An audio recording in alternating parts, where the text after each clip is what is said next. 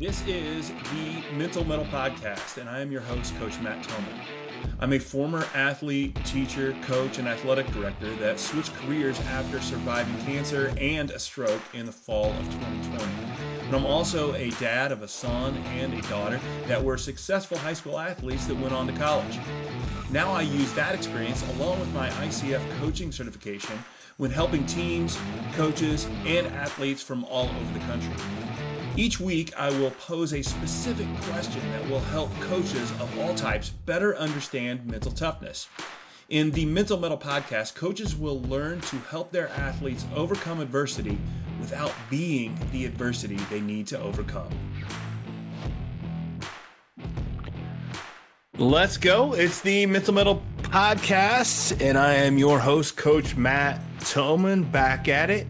And let me, before we get going, let me address the elephant in the room.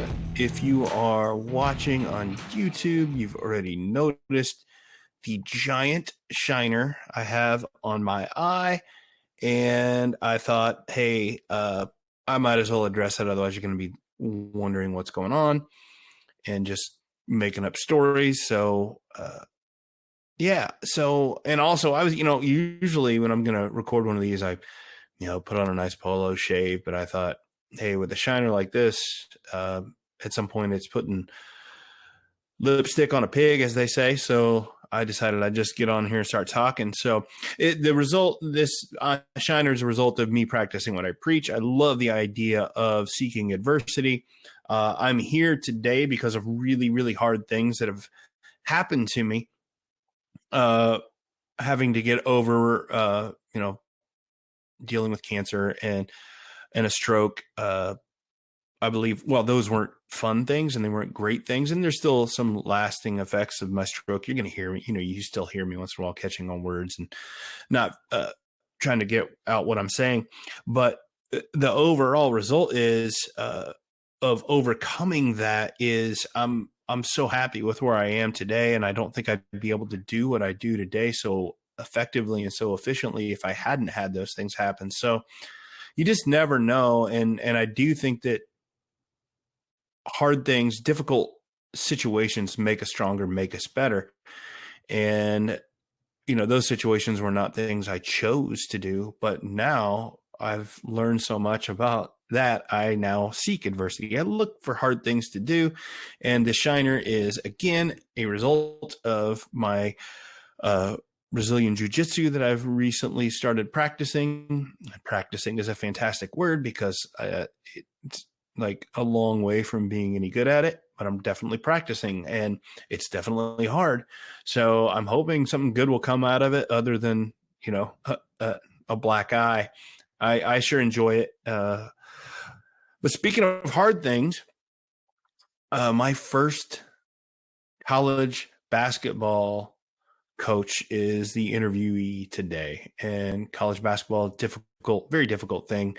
And he addresses that, and we just talk about how interesting that is and how the mental aspect from a college coach's perspective. The two episodes before this, if you haven't heard them, one, my a longtime friend, John Hughes, talks about the defensive mentality and the mindset around that. And Rob Flanagan, a IHSA Hall of Famer, talking about culture and how that affects mental toughness and vice versa. Both great perspectives on mental toughness. But this is the first interview of a college coach, and the college coach is different than the high school coach on the mentality, and a lot of it's the same, but I've always found that there's a little bit of a difference between the two levels, because college coaches get the opportunity to recruit their players, and most high school coaches don't get that. They are, get what they're dealt, and they have to create that culture. Not to say that the job of that is easy for a college coach, far from it. They still have to develop those things, turn them into the mentality they're trying to develop and foster it. And also they have to be really good at looking for it and recruiting it. Because if you don't have the kids, if you're a college coach and you don't have the kids you like, it's kind of on you. But it is a slightly different perspective, and you will hear that in the interview. Coach Korn was so good at picking the kids he wanted for mentality. Of course, they had to be good basketball players, but he looked for specific things. And Coach Korn was he's such a humble guy. He's quit coaching for the last, it's been 10 years. And when I asked him to be on, he said, I don't know if I have anything to offer. It's been a long time since I've been, a coach. And it was laughable to me because he's got 36 years of coaching experience plus his playing experience. And he has so much to offer. I mean, he played and coached under Rich Herron and Gene Bartow, and then he coached in the Puerto Rican League for a while, and he rubbed shoulders and coached against and hung out with guys like Raleigh Massimino and PJ Carlissimo and even Phil Jackson. So he has so much experience to offer and so much of a story to tell, and just how he did things. And for him to still be humble about that I think it's astonishing and a real testament to his character and what type of guy he is and why I wanted him on here. So we will jump into the interview and learn a little bit about the hallmarks and benefits of mental toughness in a college basketball player with Coach Robert Korn. Coaches, empower your athletes to overcome adversity with the Mettle Academy. Teach them to face and conquer hardship without adding extra pressure. Visit the link in the show notes and enter the code METTLE, that's METTLE, at checkout for a special listener discount. So today's question on the Mental Mettle podcast is, what are the hallmarks and benefits of mental toughness in a college basketball player? And my guest today is retired coach Robert Korn.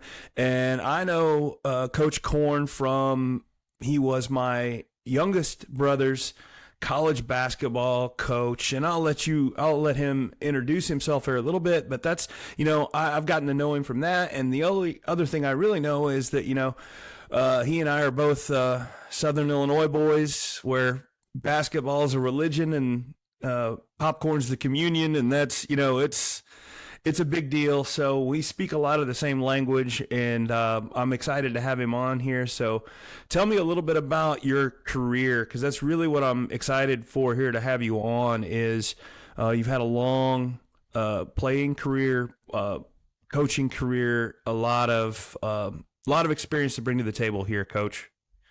Well, Matt, first, I appreciate you having me on. This is an honor to be on here, and I've been away from the game for almost 10 years now. So anytime I get an opportunity to come back and talk hoops, I'm always anxious to do so.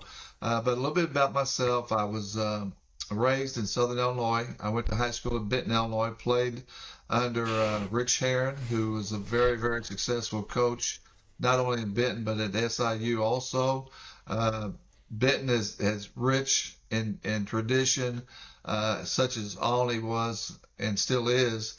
And, both of our communities were very supportive of what the teams were doing each and every year.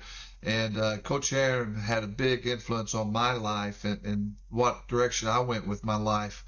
From there, I went to Memphis State University, and it's University of Memphis now. Gene Bartow was the head coach at the time. And I got an opportunity to play for Coach Bartow my freshman year. He left and went to Illinois for 1 year after my freshman year. And then I played my sophomore year there, and then I decided to transfer my junior year and went to Missouri Southern State University and finished my last 2 years there. After my playing career, I knew, and I've known for almost my whole life, that I wanted to coach. Because I remember my seventh grade teacher at Ewing grade school asking each and every one of us what we wanted to do when we grew up. And I said, I want to coach. I've always loved basketball. I've always loved sports. No matter what it was as a kid, I wanted to play whatever ball they had out there on the playground that time. Right. That's what I wanted to play. And my dad was a rural mail carrier and a farmer on the side, and he always encouraged us to play as many things as we possibly could. So I've always known that I wanted to coach. So after I graduated from college, I was a high school coach for 1 year at Mountain Grove in Missouri, and really a great community. It's a very rural community, kind of like Benton, where I grew up from, and it was a great year. But then Coach Bartow had just gone to UAB and started the program there, and he offered me a position on his staff, so I jumped at the opportunity and was with Coach for 10 years. And as I mentioned, Coach Heron had a big influence on my life. Coach Bartow is another guy who has had a tremendous influence on my life. And after the 10 years there, I knew I wanted to be a head coach. And I got an opportunity to go to Missouri Southern as the head coach and spent 25 years there. In the meantime, I also went to Puerto Rico and coached in their summer league for 12 summers as a head coach. So I gained some experience there, and it was a great experience because I coached against a lot of the guys, Phil Jackson, for example, Rolly Massimino, PJ Carlesimo, guys like that were going down to Puerto Rico at the time. And I had an opportunity to not only coach against them, but get an opportunity to meet those type of guys. So, my career, I tell you what, it went by fast. I know that 25 years in Missouri Southern, you think, wow, 25 years. Well, Yeah. during the time, it kind of seems like it's going a little slow, but then once it's over with, you look back, you've got a lot of great memories. Yeah. So all told, you had 25 years at Missouri Southern, and then how many other years of coaching experience? I had 10 years at UAB and 1 year in high school. Yeah, so we're 36 years of coaching, and some of that was double dip, right? Because you were coaching in the summers and then coming back and doing it. So it's like I don't know how that all factors in, what the pro rate on that is, but it's a lot of experience, which is exactly why I've got you on here. And it leads into the question that I have. That's the central question that we're talking about today. Like, in those years, I can't even guess how many players would when they see you are around, it's call you coach, right? It's hundreds and hundreds of players. In that, what do you notice? What are the hallmarks of a mentally tough player? What is, like, this is what you, maybe even when you start to meet them and you're like, oh, this he's got what we want from the mental part. Well, I think number one, you start with attitude, and I think that has a huge carryover into how you mentally approach everything. I think if you come in with a very positive attitude and have a willingness to want to succeed, I think that certainly is a step forward in becoming mentally tough. So many kids have that right now, and I think the mental toughness, when your best players on your team are also your hardest workers, are also the guys who, for example, if the ball's on the floor, they're the first ones on the floor after the loose ball. When a guy has to step in and take a charge, they're the first guy to step in and take that charge. All those type of things, I think, are very much part of mental toughness. And I think if you get your best player doing that, then all of a sudden now those other guys step back and say, wow, he's our best player and he's doing that. Instead, if I don't do it, people are going to notice. And now all of a sudden you have people kind of follow those guidelines that your best player has established. And I was very fortunate that several years at UAB and at Missouri Southern, our best players were our hardest workers, and they were the ones who led by example. And I can't stand the type of guys who tell you what to do, but they won't do it themselves. And to me, that's just a cop out. I really appreciate the type of guys who, hey, get on my back and follow me. This is how we do it. And once you establish that, then you have kind of a passing of the baton, so to speak. When that player graduates, he's shown the younger kids how you want to do things, and now they follow right in line. So I think just the mental toughness starts with attitude, starts with the willingness to work hard and also willing to be a team player, be a sacrifice.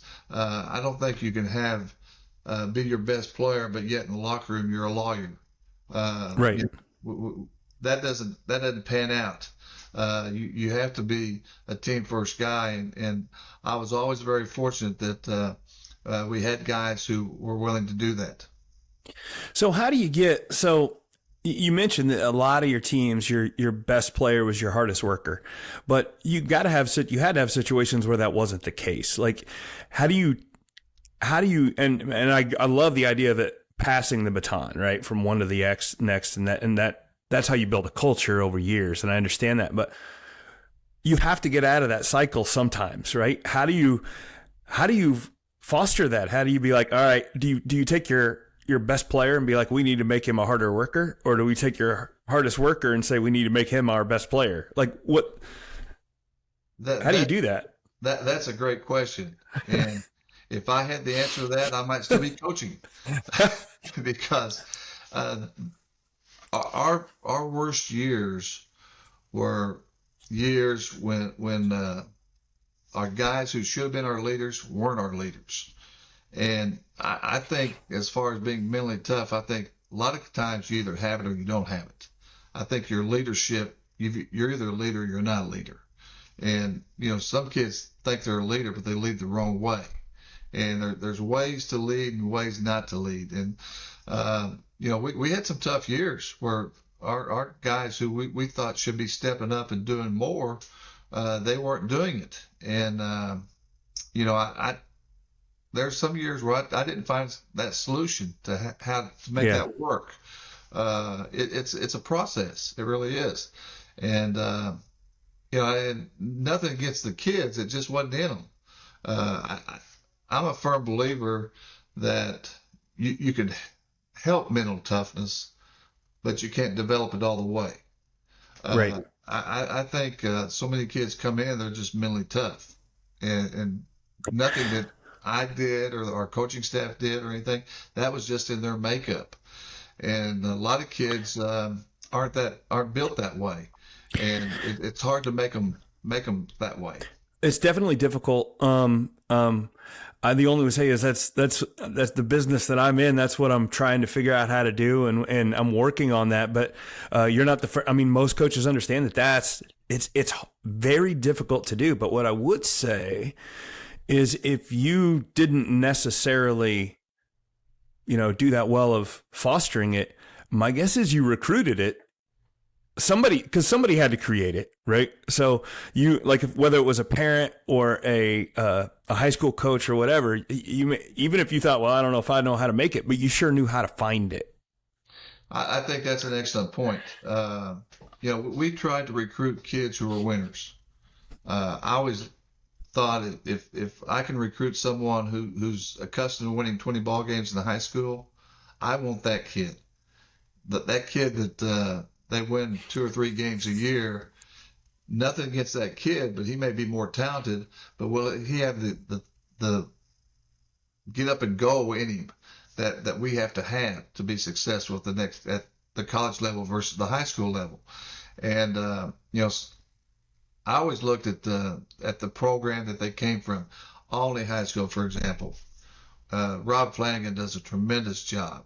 He is an excellent coach, and I would take one of his kids anytime I could get one. And I'll jump in here for everybody. Yeah, I'll jump in here for everybody who doesn't know. Like, I lived near Olney when I was a kid, but my youngest brother, who played for Coach Korn here, went to Olney High School, or Richland High School now. But so that's the reference to Olney, and definitely a winning program, but always in a very difficult area. As I mentioned about basketball in Southern Illinois, it's difficult to stay on top all the time. So, but anytime you're on top, everybody's shooting for you.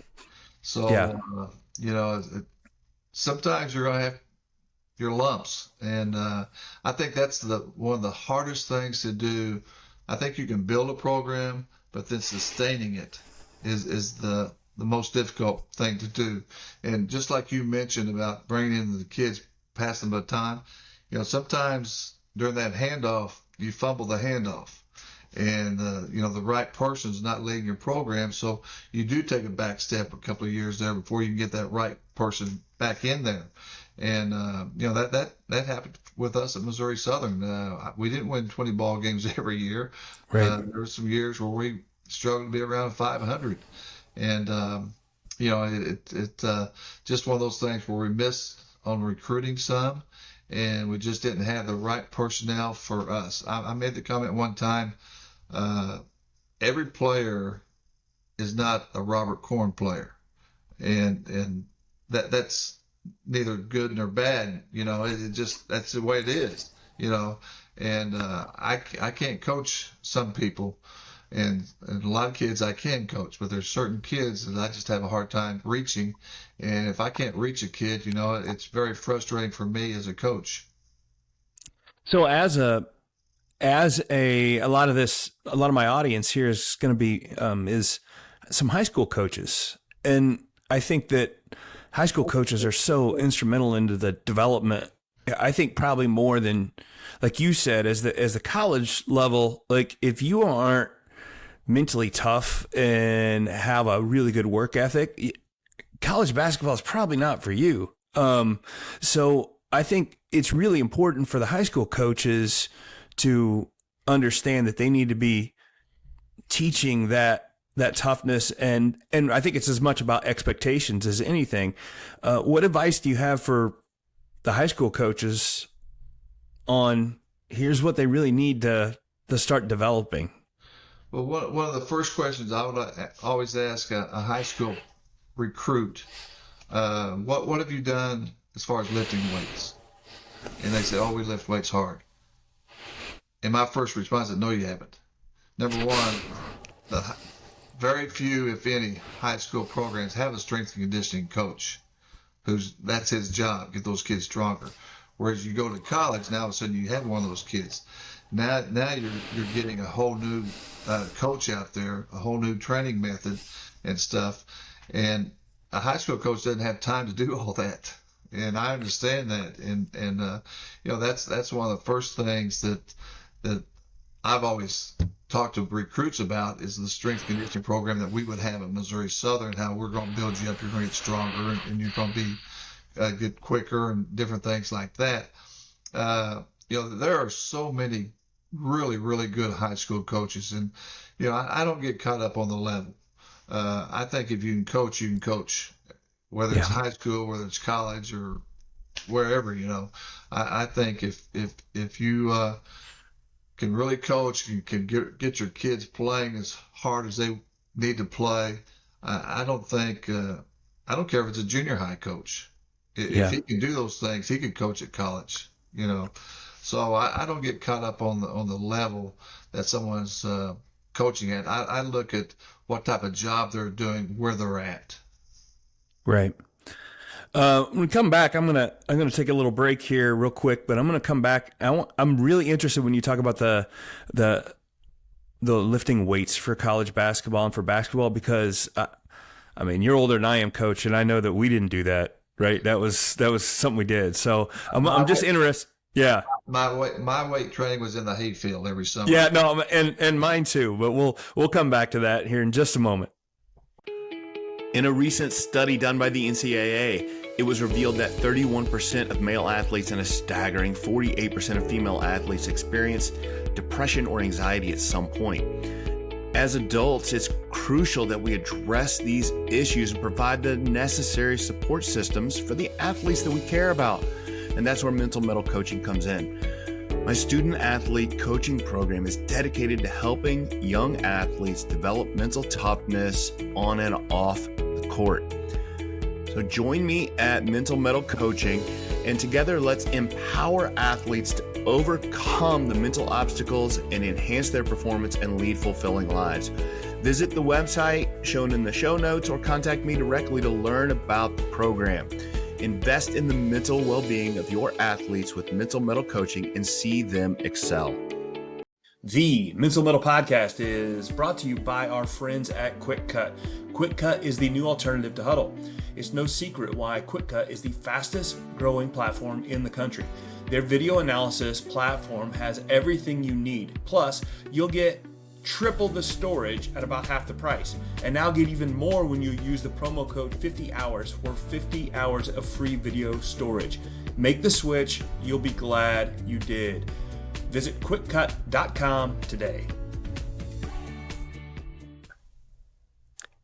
And we're back with the Mental Metal Podcast. Coach Robert Korn, my guest, and he really piqued my interest when he mentioned something about lifting weights. And yeah, like that was even when I was growing up in the, late 80s, early 90s, it was, don't hit the weights, you'll mess up your shot. And, I don't know that my shot needed much help being messed up, but it's changed now. And I really feel like that the physical, putting the time in physically in the weight room, I think there's a mental aspect to it with this, I think that it's all connected. And I'm just curious to you, when did that switch? Because like you said, you really wanted your guys to lift, but I know that basketball, it didn't start that way when you were playing. Where did you start to see that switch? I really, towards the tail end of my UAB years, it started switching a little bit. And then when I got to Missouri Southern, my first several years there, the weight room was up to the coaches. And as you mentioned, my experience in the weight room was nothing. I knew absolutely nothing about lifting weights. So, I could not help our kids in that area. So fortunately, after probably about 10 years into my tenure at Missouri Southern, they hired a strength and conditioning coach. And that changed things drastically. It really did. And it changed the approach for our kids about their willingness to want to go in and lift weights.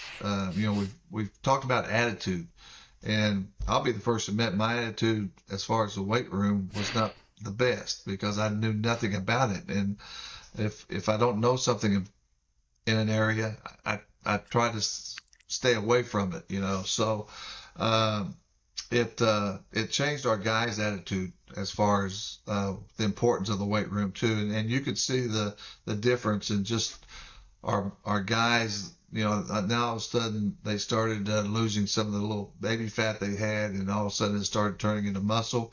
And now the guys kind of like the way they look. Yeah. The girls know it's on campus, So anyway, it changed drastically from that standpoint on, and I could see significant difference in as far as just going to the basket, taking the contact, and making the shot, things like that, which made a huge difference in our program. Which it's that time in the weight room, I feel like it equates to confidence. I love, one of my favorite parts about lifting is the way that it is structured, in the sense that you see incremental gains, right? So you go from, I used to lift this, now I lift this, now I lift this. And I feel like that's a really good motivational thing for people to help them. Because some things are hard. It's like when you tell a kid, hey, you need to be better at defense. Well, how do we measure that, right? It's very subjective. But living in a weight room and you see progress, it's very objective. It's very, it's clear cut, and when you're making progress, which is what I like about the weightlifting. Plus, like you said, it just makes them stronger. And I can't imagine a college basketball program now that didn't lift. You wouldn't be a college basketball program. No, you wouldn't last long in the profession. There's no doubt. No. One of the things I'd like to ask you about, if those listening that don't know, Missouri Southern is a Division II school in the MIAA, and I love to talk to coaches and athletes that are in that aren't necessarily in. Everybody thinks it has to be D1, right? And I work with a lot of athletes, and most of them, when I ask them, and I'm working with a lot of high school athletes and I talk about their goals, it's not enough for them to tell me that they want to go to college to play their sport. It has to be, oh, I want to go play at a D1 school, right? And I want to get your thoughts on that mindset, and maybe dispel a little bit of the myth around the Division II or even down at the Division III level, and how important the mindset, it's still, how difficult it still is. Well, we fought that for years. Kids would go by the label and they wouldn't look at the experience. And the thing we would try to encourage was the experience. And if you look at our really good players, or our All-Americans, and we had several whenever I was at Missouri Southern, we were fortunate. Every one of those kids, talent-wise, they were good enough to play at a D1 school. But for whatever reason, they came to Missouri Southern, and every one of them would tell you that if they had to do it over, they'd do the same thing, because you can't replace the experience I had at Missouri Southern. I was an All-American. If I'd gone D1, I might have been in the rotation. I might not have been in the rotation, depending on where they went. But the thing we tried to encourage was the experience. And as far as doing things, I mean, we did things just as good as majority of the D1s. Now, obviously, we didn't do things as well as the Power 5 schools because, they're in a league of their own. But a lot of those lower D1s, we did everything as good, if not better, as far as taking care of our kids than those schools did. I always said I wouldn't want to go to a D1 school that has to go out and sell themselves for guaranteed games 5, 6, 7 times a year just so I can call myself D1. I said, that's not D1.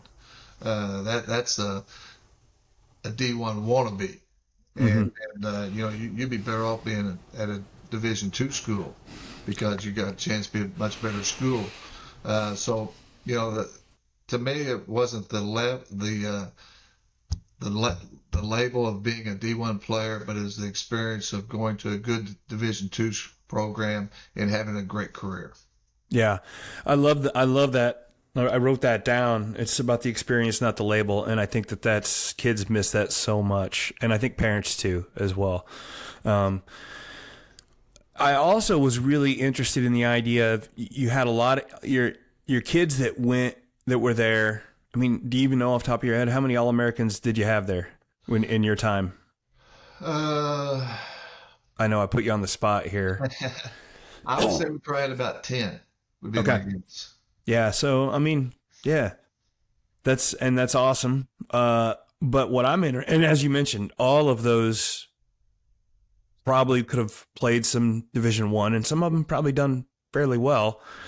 But did you ever get the kids that were D1 level talent that, for whatever reason, ended up Division II level, but they didn't become All-Americans because they didn't have the right mindset around it? Yes, we took a couple of D1 transfers that, and I always told our guys, I thought the MIAA conference was one of the best conferences in the country, especially D2.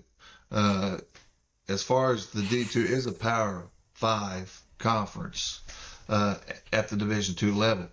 And I would tell our guys, if you don't respect this conference, you're going to get humbled pretty quick.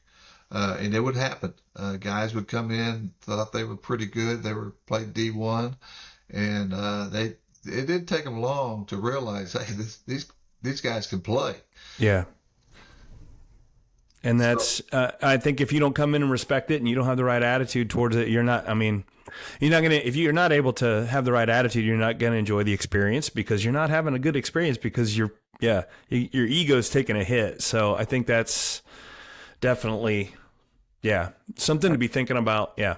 I never appreciate guys who came in with the attitude, I'm doing you a favor by playing for you. Yeah.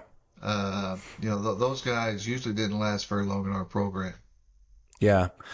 I know from just the relationship that you've continued with my brother and my parents that it definitely felt like very family oriented when we went there, and going to games and coaching and talking, and just talk to me a little bit about how important that is. Like, I know when you said not everybody's a Robert Korn player, one of the things I'm amazed with is finding that line, because you put your guys through a lot. But how do you find that line of this is just the right amount, this isn't enough? And then I know that your relationship with the guys makes a difference on what you can put them through. Well, I don't think there's any doubt your guys need to know you not just as a coach, but away from the coaching ranks also. That's why we would always have our players over to our house. Cindy, my wife, is an excellent cook, as you can tell by the size of me now, and she always looked forward to having the players over. And then our two sons, Rob was our water boy for the last 15 years. I coached. Scott was on the bench with us whenever he was little. So we did try to make it a family attitude, because basically, they are our family, because I'm spending as much time with my players as I was with Rob and Scott, so to speak. So Rob and Scott had a lot of big brothers. They learned a lot of things in the locker room. Some Cindy probably doesn't know about and doesn't need to know about. But we did try to make it as much as a family attitude as we possibly could, because I think that's important. I think your players need to get to know you off the court as well as on the court, and they just need to see you as a father and as a husband. I'm a firm believer in as far as a discipline type situation. I'm a firm believer that you try to be firm, fair, and consistent with that. And but I don't think you coach everybody the same. As far as rules and regulations, everybody's treated the same. But you have to find out what motivates a player. Some players, you can challenge them, and they react to that. Some players, if you challenge them, they curl up, and you've lost them for a while. And I've heard so many coaches say, I try to break my team down and then build them up. I never agreed with that. I think you coach them, you challenge them, but you don't break them down. And some kids need that drive. Other kids, kind of need a pat on the back, but yet make it a little firm pat on the back, where you're getting their attention. So I wasn't a believer that you treat every kid the same, because all kids are different. And I think that I love that point, because you do hear that sometimes. We got to build them up, and then we can, break them down. We can build them up, but it's like they don't all come to you the same. And one of the things I'm picking up is you mentioned that your leader and your hardest worker, you wanted them to understand about the sacrifice, and that was, but when you're putting in that much time as a coach, and that's about them seeing your sacrifice as well. I just love that team family mentality, that we're all helping each other out, because the kids want to win too. They just don't always know how. And that's where you come in usually. But what I'd like, you've been away from it for a little bit now, but like I said, you got hundreds of kids that call you coach and stuff. I'm just curious, what sort of translation do you see from the kids that you would say that were mentally tough and really, really understood this effort and how that panned out? What sort of translation do you see from their playing days to, how they've survived, how they've succeeded as as adults? Well, we still probably got about 10 players who are still playing. King just retired. But we've got some guys who are really doing some nice things overseas. And I'm proud of all those guys. I mean, they're living the dream. They're seeing the world. They're doing some things that you or I never had an opportunity to do. So I'm proud of what they're accomplishing. But we've also got guys who I've got a guy who played for me for 4 years, 5 years, really redshirt as a freshman. He's an orthopedic surgeon now in Florida. I've got a guy who's over the major hospital, their foundation, and he lives in Florida also. We've got lawyers. We've got several guys who are good businessmen. We've got some coaches out there. David Racklin, who played for me on our 2000 team, he's the head coach at the University of Evansville now. I've got two of my former assistants, Chris Lowry and Paul Lusk. Both those guys were D1 head coaches, and now Chris is at Northwestern and Paul's at Purdue.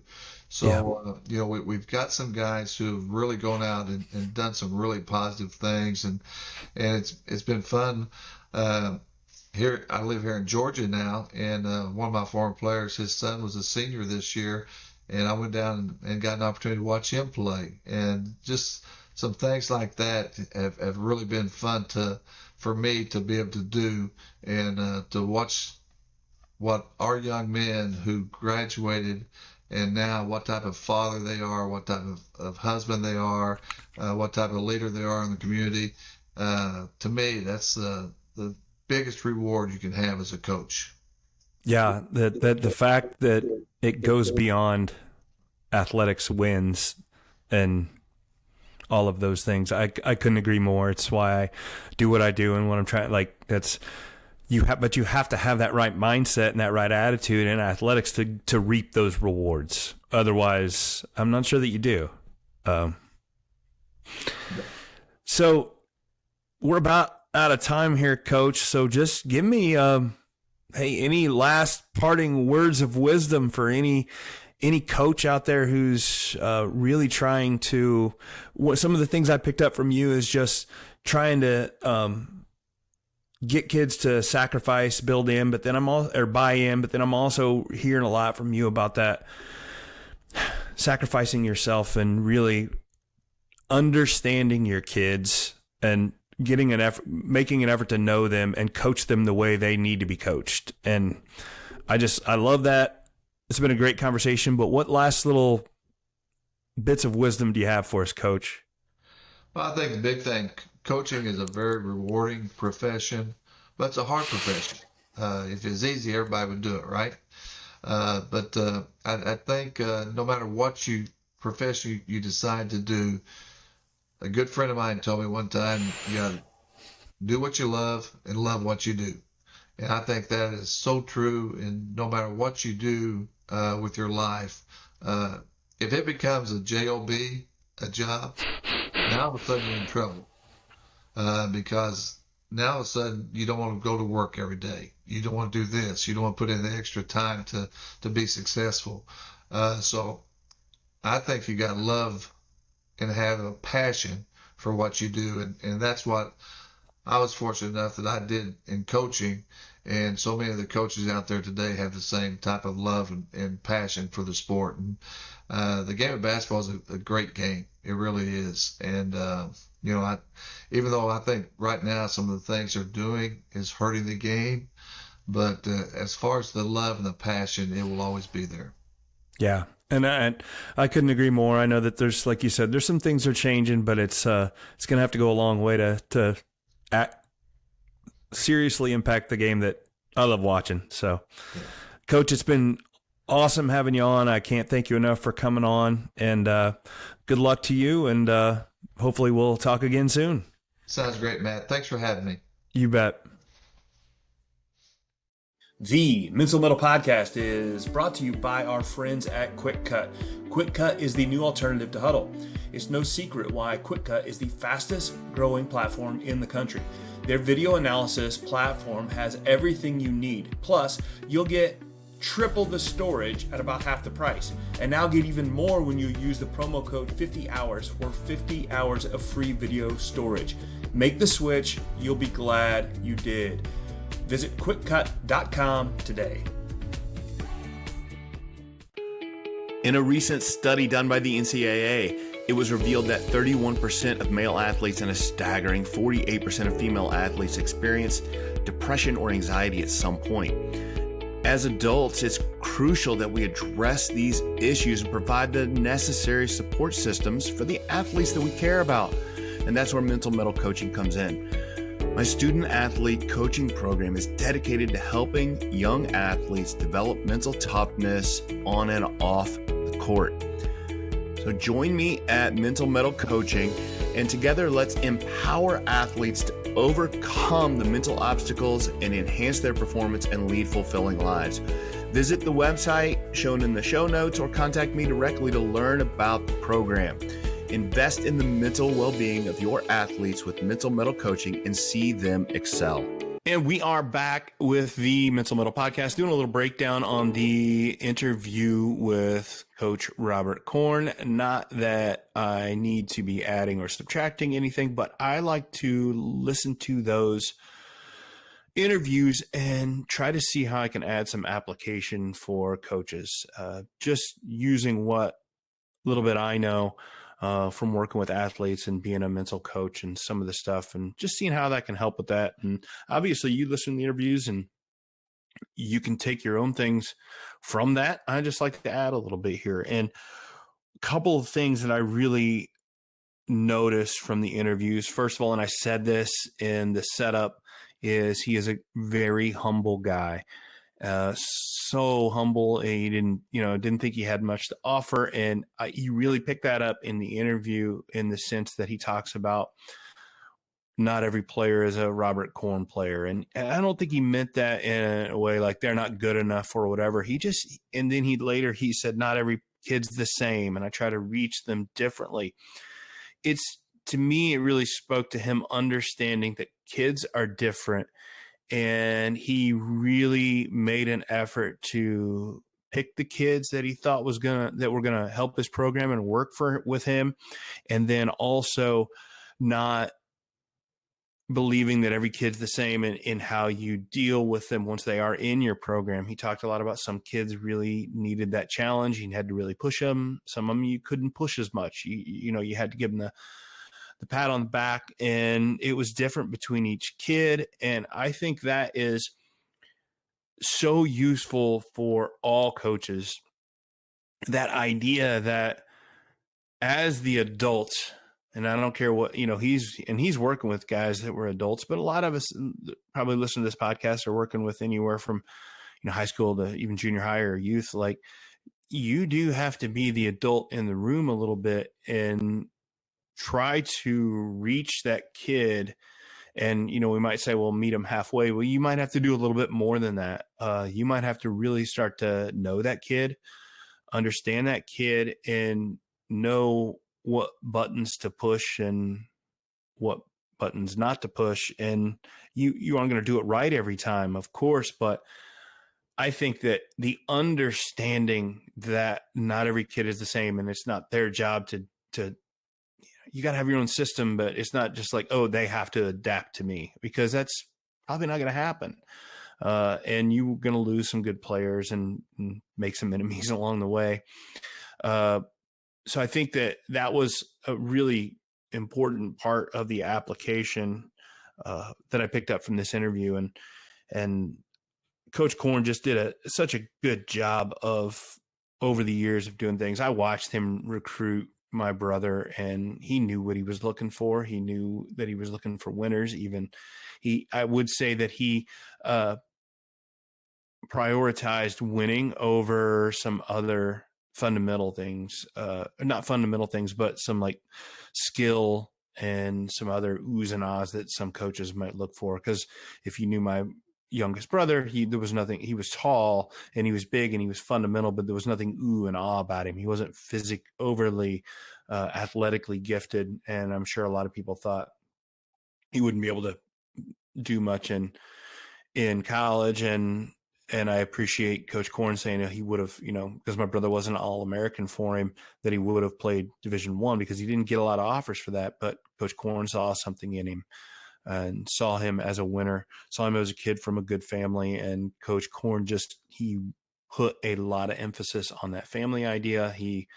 When you became a member of the Moso family, you really were, and he just understood that. And I think that if nothing else, a couple of things I'm picking up from every coach and all the coaches that I've had on here so far are very demanding individuals. There are people that probably listen to the interviews and are like, oh, that guy, right? They maybe a parent or something. They're very, very passionate, demanding coaches, but every one of them has a level of commitment and love for their players that is just as big, and they put so much on themselves to do those things and love on their kids and take care of them and get to know them and meet them and get what's best out of them. And they do them in different ways, but that passion is there. And yeah, so it's a great interview, and I'm so thankful that Coach Gordon come on.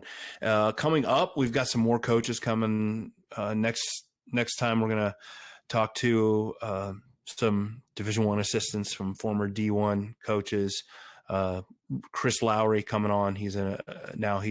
Next time he's going to be he's the assistant at Northwestern now. Great interview there. I got some really good interviews lined up. Everybody's got a little bit of a different take on the mental toughness, how to recognize it, develop it. So I'm having a good time on the podcast, interviewing and discussing. So like and share, subscribe, and yeah, all good things. I appreciate it. And until next time, this has been the Mental Mettle Podcast. Thanks again for listening to the Mental Mettle Podcast, produced by Coraggio Media, sponsored by QuickCut, a video management platform for every level of play, and by Mental Mettle Coaching, helping athletes learn to face adversity in a spirited and resilient way. The Mental Mettle Podcast is created each week to help players develop more mental toughness, and that is something that will help all of us. So help me out and like and share the Mental Mettle Podcast with your friends. Until next time, keep forging your mettle.